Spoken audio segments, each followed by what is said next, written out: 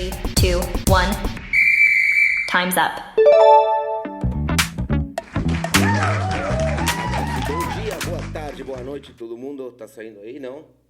Tá ótimo aqui. Aqui estamos no programa Conexão e estamos agora sim aproveitando aqui esses momentos e essa parceria nova, desse contato lindo que a gente conseguiu com nosso amigo Mário, que está aqui presente. Hoje já chegou aqui nos estúdios. Estamos muito contentes por receber ele. Ele já teve aí uma apresentação com os microfones, as câmeras, e a gente já gravou algumas coisinhas para vocês aprenderem um pouquinho mais sobre esse mundo tão interessante, né? Que realmente eu peco em não conhecer e eu estou muito feliz de aprender e com quem melhor do que com Mário. Seja bem-vindo, Mário, à rádio. Eu que agradeço aí pelo convite, por essa parceria. Eu venho aí há muitos anos, né, trabalhando com yoga, com meditação, levando cada vez para mais gente essa forma de viver, né, que pode trazer mais tranquilidade para a mente, mais saúde para o corpo. Então, sempre que eu posso divulgar isso, né, e levar essa mensagem para mais gente, para mim é uma alegria muito grande. Muito bom. Agora, vamos começar pelo começo, né? Porque realmente, se alguém chegar e me perguntar o que é yoga, eu não saberia responder, né? É meditação, é uma prática, é um esporte. Então, yoga, né? Primeiro que o pessoal começa já falando assim, mas é yoga ou é yoga, né? Essa distinção. Então, quando a gente fala de yoga, a gente vai falar lá na Índia antiga e a gente tem textos, né, antigos que falam do yoga como aquela peça que conectava uma parelha de cavalos numa carruagem. Era essa peça que chamava-se yoke, né? A gente fala no inglês, no português é jugo, e no sânscrito é yud. Essa peça que junta tudo isso. Mas ainda não era esse yoga como a gente conhece. Mais para frente, a gente vai ter uma série de textos chamados Upanishads que vão falar do yoga. Aí já um pouco da maneira como a gente conhece, o yoga como um método, como o upaya, né? Algo que vai proporcionar para a gente clareza mental para que a gente possa reconhecer a nossa natureza. Então, a gente vai falar de um método, ou até mais amplamente, um estilo de vida que te proporciona pacificar a mente para que você possa enxergar as coisas. Sabe quando a gente está numa loucura, que tem um monte de coisa acontecendo que você não enxerga nada e a solução está na sua frente? Esses antigos, eles perceberam que a nossa maior causa de sofrimento, que é o não conhecimento de si mesmo, né, ela acontecia justamente porque a nossa mente estava tão enlouquecida, né, isso já naquela época, imagina hoje, né, que as pessoas não conseguiam reconhecer aquilo que elas já eram. Então, quando a gente fala em yoga, a gente está falando desse método ou um estilo de vida que te proporciona encontrar a tua natureza. Olha aí. E interessante, né? Agora, a yoga é específica para alguém? É recomendada para alguém? Para todo mundo? É para ansiedade? Então, yoga é uma palavra muito ampla, né? Por quê? Porque ao longo da idade, talvez e provavelmente, né? Porque pessoas diferentes precisam de coisas diferentes, né? Como você sabe que a mesma comida para duas pessoas, para uma pode fazer bem, para outra pode fazer mal. Da mesma forma, as atividades que você faz na sua vida, para alguém carregar peso pode ser bom, para o outro talvez não seja tão bom. E na yoga a mesma coisa. Você foi tendo um desenvolvimento de métodos diferentes para pessoas diferentes. Então você tem, na Índia, a gente costuma classificar em 5 tipos de yoga, né? Então eu tenho um yoga chamado Raja Yoga, um yoga meditativo, o yoga da Dhyana Yoga, o yoga da meditação. Eu tenho o Bhakti Yoga, que é o yoga da devoção, então aquele que procura pacificar a mente por meio da oração, dos cantos devocionais. Eu vou ter o yoga sendo colocado como uma prática mental, que a gente chama de Jnana Yoga, que é o yoga da gnosis, né? Em grego, a palavra parecida com esse conhecimento do sânscrito. Eu vou ter aquilo que a gente chama de Hatha Yoga, que são as práticas que, por meio das ações físicas do corpo, movimento, né? Posturas, respiração, ações, né? Muito claras, vão também procurar essa pacificação da mente.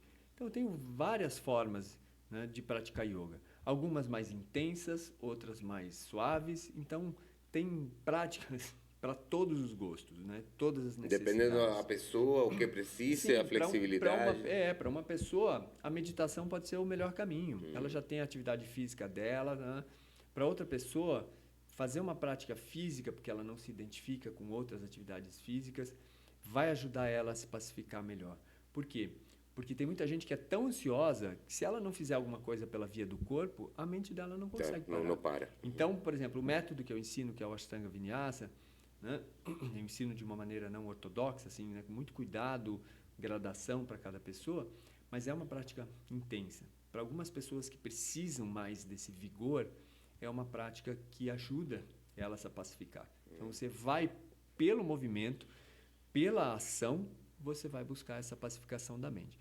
Então, a gente tem várias formas de se praticar yoga, e a meditação é quase que parte desse processo do yoga. Né? Não dá muita gente, a gente distingue as duas coisas por uma forma didática, para as pessoas entenderem. Senão, a pessoa acha que vai ter que botar o pé atrás da cabeça para fazer a prática. Né? Então, é o que acaba acontecendo. Como a gente tem ali uma forma, né? A gente faz essa distinção, falar assim, meditação, então a pessoa vai estar sentada, né? Num ambiente mais tranquilo. Então, a gente faz essas distinções. Mas, de fato, a meditação faz parte, é inerente ao yoga. Né? Então, você lá no teu instituto, Não, chama um espaço. Um espaço. Um espaço de yoga. Isso. Lá você tem, você foca no Ashtanga. Eu e minha esposa trabalhamos com métodos diferentes. Certo. Aí dependendo da pessoa. Justamente porque pessoas diferentes vão demandar caminhos diferentes. A gente tem 2 métodos. A minha esposa dá aula de Iyengar Yoga, que é um método mais baseado no alinhamento, na precisão das posturas. Né? Então, o Iyengar, que esse mestre falava muito assim, não se preocupa com a respiração, porque se o corpo estiver alinhado, a respiração vai fluir. O Patabi Jois, que era o método do mestre do Ashtanga Vinyasa, já falava assim, não se preocupa com o alinhamento, porque se a respiração está fluindo, o corpo se alinha. O corpo vai se alinhando. Então, são 2 verdades, né, que não são conflitantes, né, e que em alguns momentos podem caminhar juntas, mas são metodologias separadas que a gente ensina. E eu também tenho esse trabalho de meditação, né, da comunidade Meditar é Preciso, que aí são meditações, é um grupo de meditação que se encontra online. Esse grupo começou com a pandemia, né, lá atrás, né, vendo a galera desesperada, um monte de gente presa em casa. E aí eu abri esse trabalho. Na época a gente fez muita meditação em cima de amorosidade, de compaixão. Né? Eu tive esse insight lá atrás, que a pandemia foi um momento muito diferente, né, da nossa vida, porque geralmente, eu vou me proteger da saúde para eu não ficar doente. E, de repente, a gente teve ali uma doença onde eu não podia me preocupar só comigo. Né? Porque se eu não usasse a máscara, se eu não cuidasse, era a mãe do meu amigo, era o avô do fulano, né? Era o meu avô que podia estar em risco, né? O meu pai que podia estar em risco. Então, a gente tem ali uma necessidade, no meu entender, ali de compaixão mesmo, de empatia e compaixão profundo naquele momento. Claro. E ali a gente começou, e desde então eu mantive, né, foi se estabelecendo, e a gente faz meditações com temas diferentes, sempre temas relevantes, né, e também uma prática de respiração. E a pessoa pode participar gratuitamente, né, dos encontros de meditação online. ao vivo, ou ela pode ter como membro, né? Ela paga uma taxa pequena, lá uns 30 e tantos reais, e ela pode aí ter acesso às gravações, e ela também tem acesso a uma aula de respiração que a gente faz também antes das meditações. Muito legal. Então, Vamos deixar o link aí para legal. poder acessar e para poder também entrar em contato, né? Aham, Como o sem nome do dúvida. espaço? Chama Namaskara, Namaskara. Yoga e Meditação. Lá em Baçaí. Lá em Baçaí. Agora, aqui, né? Quase em Baçaí. Porque eu tive esse espaço por quase 20 anos em São Paulo, né? No Brooklyn, em São Paulo. Sim. E era uma das principais escolas de yoga lá em São Paulo. Né? Foi um momento muito importante assim que a gente viveu em São Paulo. Mas a gente já tinha esse sonho de vir para a Bahia, de vir para o Nordeste, de poder criar os filhos na praia. Natureza. Né? E aí a pandemia, que fechou tantas portas, abriu essa questão das aulas online. E aí com isso... Vocês já estavam a aqui? gente... Não. Ah, aí estavam a lá. gente veio foi abril de 2021. A gente veio no fazer ano um test seguinte. drive em outubro de 2020. Passamos um mês aqui, tinha uma aluna nossa online, né? A Dani Fingergut, que é... Inclusive, né, trabalhando na TV em Salvador e tal, e ela fez uma propaganda irresistível, né? E a gente veio passar um mês aqui, nos encantamos com a região, e aí viemos para cá e no ano... Do centro de em São Paulo para... em 2023, a gente construiu o espaço. Olha. E inauguramos em janeiro de 2024 ali em Baçaí. É o nosso templo, né? Um lugar para acolher as pessoas e levar um pouco dessa mensagem de uma vida mais, né, tranquila, ao mesmo tempo mais conectada também com a natureza, com o interior também, com o pulso da vida e com a gente mesmo, né, que é o mais importante.